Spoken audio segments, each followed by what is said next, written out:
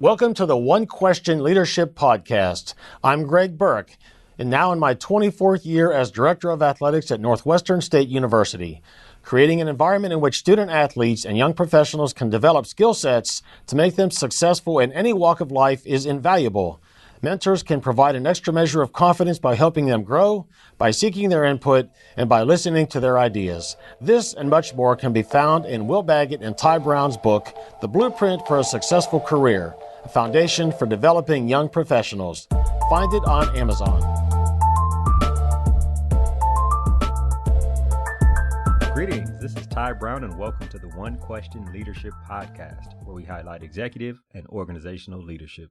Be sure to follow us on Twitter at 1Q Leadership. This episode will be hosted by one of our guest hosts, Kendee Hilliard. Kendee is a student athlete with Illinois State, and she's also an intern in the athletics department. Take it away, Kendee. Welcome to the One Question Leadership Podcast. My name is Kendee Hilliard, and I'm a current volleyball player at Illinois State University, and today I will be guest hosting this episode of One Question. On this podcast, I will be featuring Miss Leanna Borner. She is my SWA and the Deputy Director of Athletics at Illinois State University. Hi, Leanna, and thank you for coming to talk to me on this podcast. Kendee, excited about this, looking forward to this conversation, and even more so, this internship that we're starting on this summer. Know that you'll have a terrific long run being an SWA and potentially even more someday. What are some duties or responsibilities you have as a senior women administrator? So at Illinois State, my role as the senior women administrator might be different than others on other campuses. Technically, the role of SWA is the highest ranking female in an athletic department. Those roles can change from campus to campus. My role as the SWA at Illinois State is I oversee 11 sports, men's and women's, work very closely with crisis management.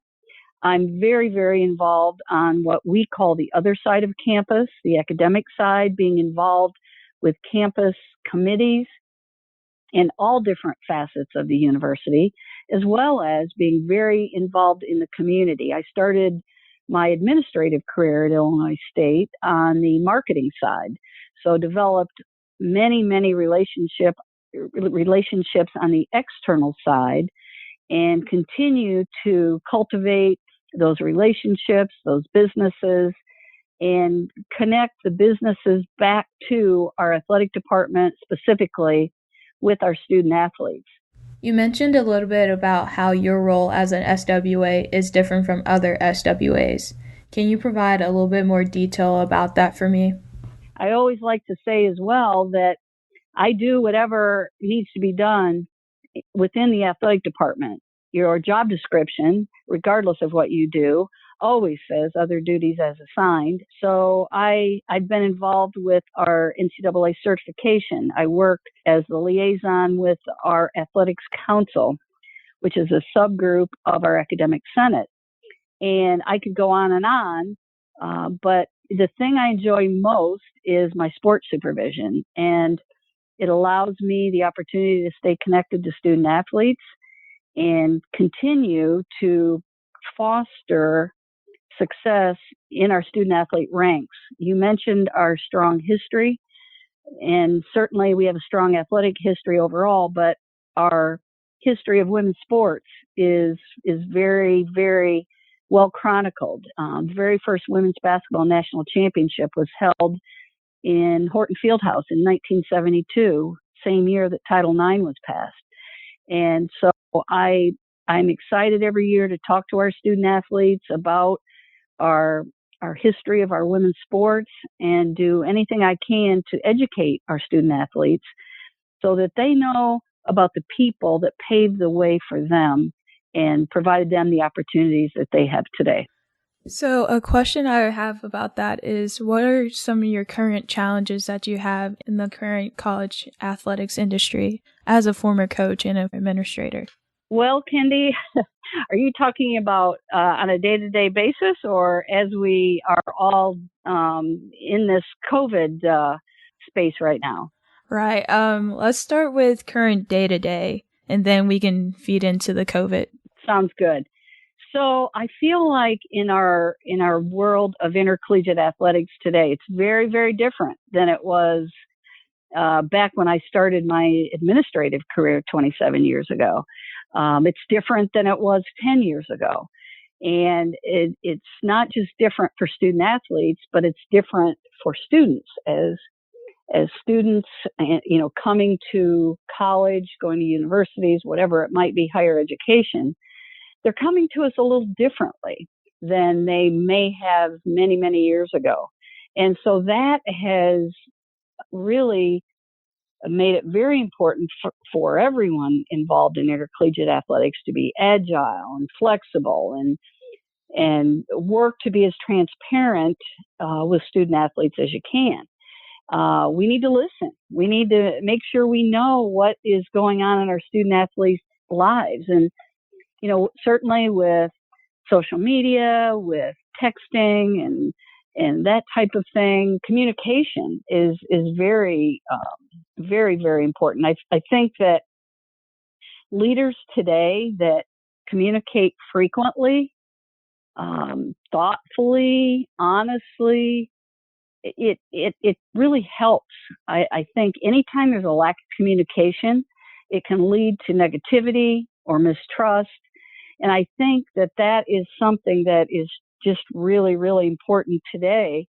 And it is a challenge. It's a challenge because student athletes have so much on their plate, from their academics to their practices, to their strength, to their study center, to the community service, to their social life and things that are important to them.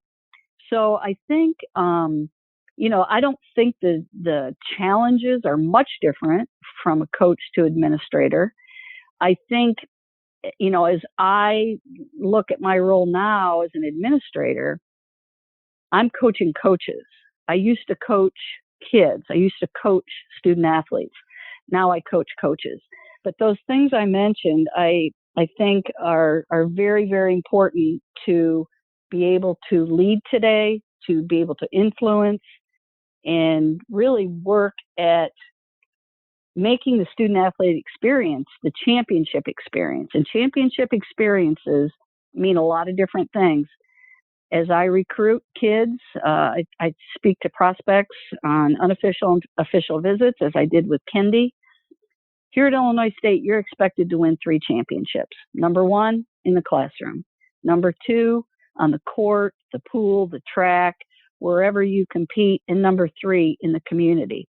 We stress the student and student athlete very, very much. We're very, very proud of our academic success.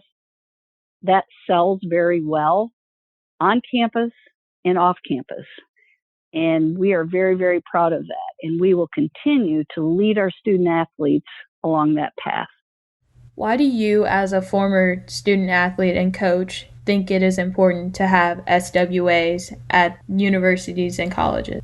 I think it's important for several reasons. Number one, I think, females need role models.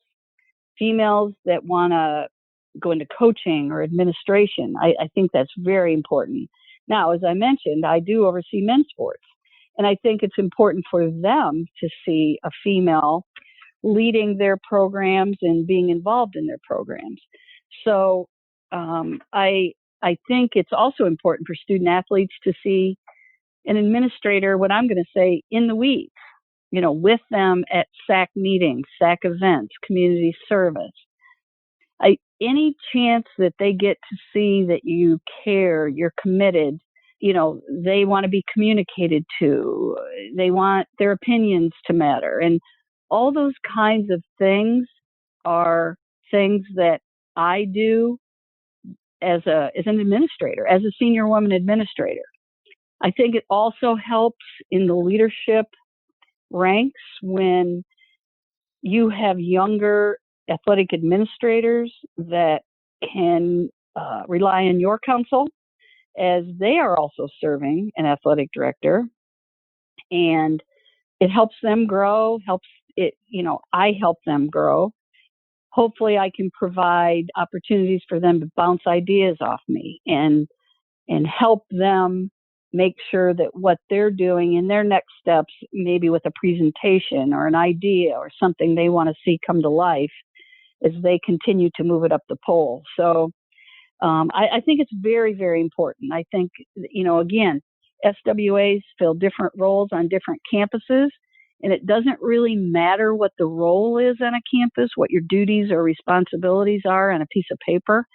I think that the influence and everything you can do in your position is very, very valuable. As a woman, what are some of the challenges you face in working in this male-dominated industry? I look at those challenges as opportunities.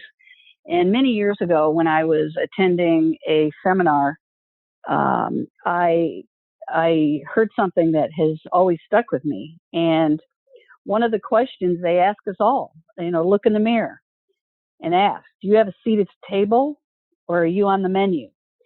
And so that stuck with me. And it really made me start looking at things as opportunities. And I would say that, I have an opportunity every day to offer to handle whatever is on the plate of the athletic director.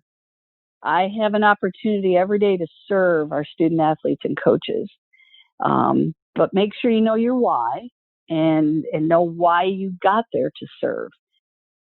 I also feel like it provides an opportunity to be a better leader, build, serve, create, inspire, motivate, all of those while you're navigating the world, regardless if it's men's athletics, men's sports, the male coaches or the male administrator.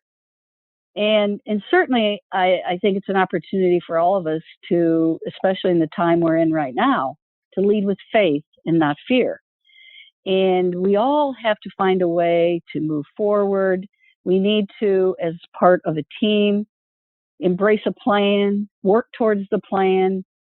And I want to go back, and part of that is working together and communication. I already talked about communication, but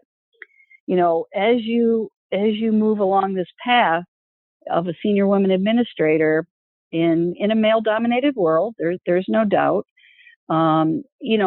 always provide clarity on what you're trying to do and believe in what you're doing, and surround yourself with people who can encourage you, and hopefully they're letting you know that they believe in you and what you're trying to accomplish.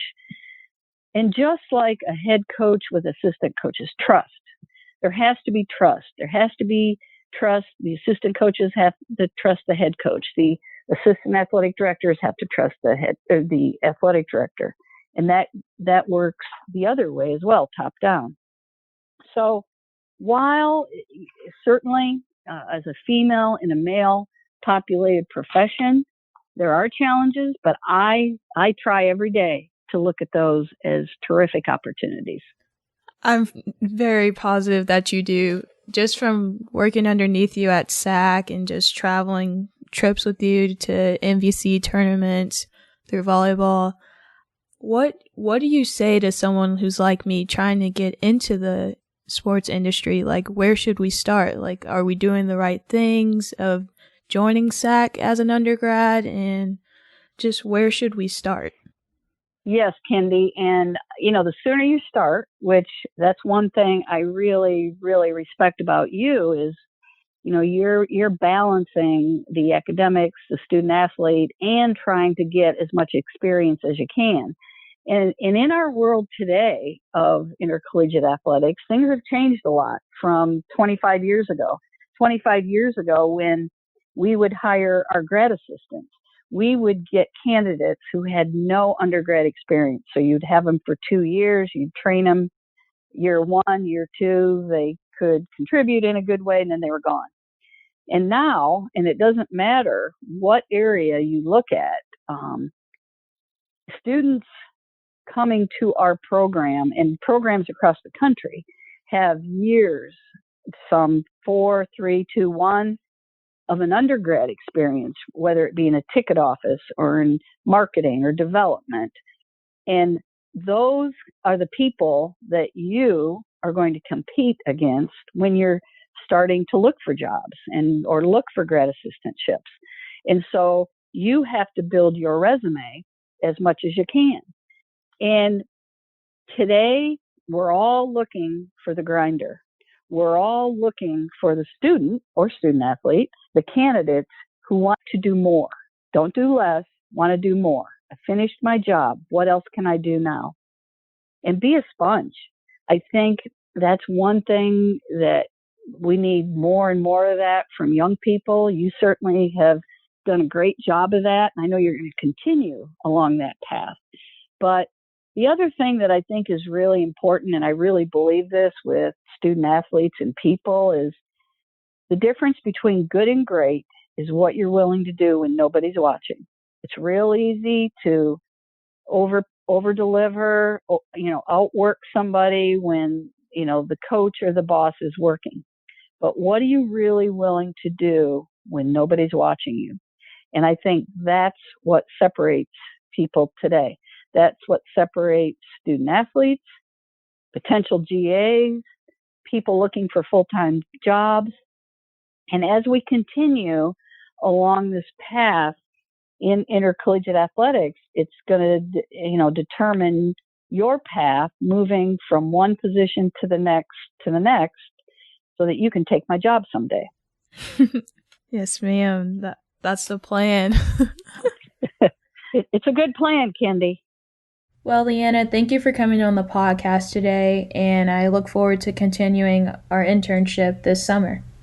Thank you. I really enjoyed it, and I look forward to the next several months while we're working on this internship, and certainly, the fall, and seeing you back on the volleyball court.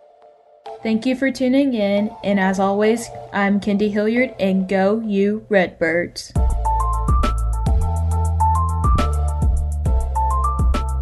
This episode of the One Question Leadership Podcast is produced by Spades Media Group, solving problems using creative leadership.